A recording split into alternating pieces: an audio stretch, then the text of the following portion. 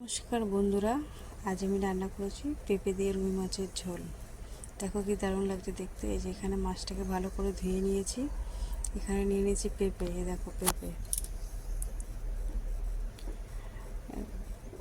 দেখেছো মাছটা ভালো করে ধুয়ে নিয়েছি। এখানে কড়াইতে তেল গরম হয়ে গেছে, নুন হলুদ মাখানো হয়ে গেছে মাছে।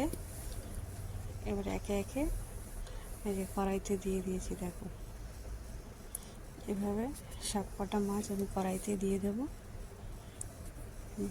দিয়ে দিয়েছি। এখানে মাছটা এবার সব সাজিয়ে দেওয়া হয়ে গেছে। দেখো এখানে মাছটা ভাজাও হয়ে গেছে, যে ভেজে নিয়েছি এখানে। এবার পেঁপে আর আলু কেটে নিয়েছি। কড়াইতে তেল গরম হয়ে গেছে, দিয়ে দিচ্ছি গোটা সাদা জিরে ফোড়ন দিয়ে দিয়েছি। সাদা জিরে দিচ্ছি। এবার যে আলু দিয়ে দিয়েছি, পেঁপেটাও দিয়ে দিয়েছি। দেখো দিয়ে একটু নাড়াচাড়া দিয়েছি। এই যে জিরেটা ভেজে নিয়েছি, স্বাদ মতো লবণ দিয়ে দিয়েছি, দিয়ে একটু নাড়াচাড়া দিয়ে দেবো। এই দেখো এবার এখানে দিয়ে দিচ্ছি ধনে গুঁড়ো, লঙ্কা বাটা দিয়ে একটু ভালো করে নাড়াচাড়া দিয়ে দেবো। এই দেখো ভালো করে নেড়েছে। এবার দিয়ে দিচ্ছি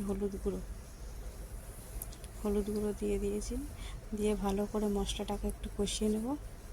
দেখো এখানে কষানো আমার হয়ে গেছে। এখানে একটু গরম জল দিয়ে দিয়েছি। দেখো তরকারিটা ফুটছে। ভেজে রাখা মাছটা এই যে একে একে দিয়ে দেবো সব। দেখো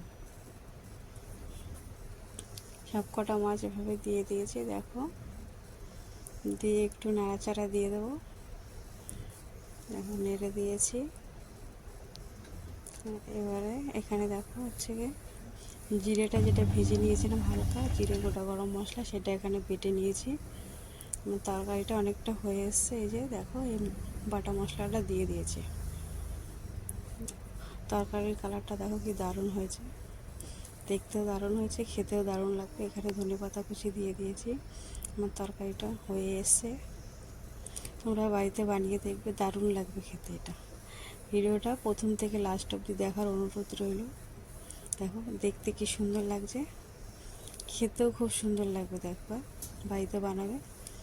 আচ্ছা, কে কে পছন্দ করো পেঁপে রুই মাছের ঝোল আমাকে কমেন্টে জানাবে। দেখো এখানে দেখো পুরো কমপ্লিট হয়ে গেছে। চলো টাটা বাই। পরে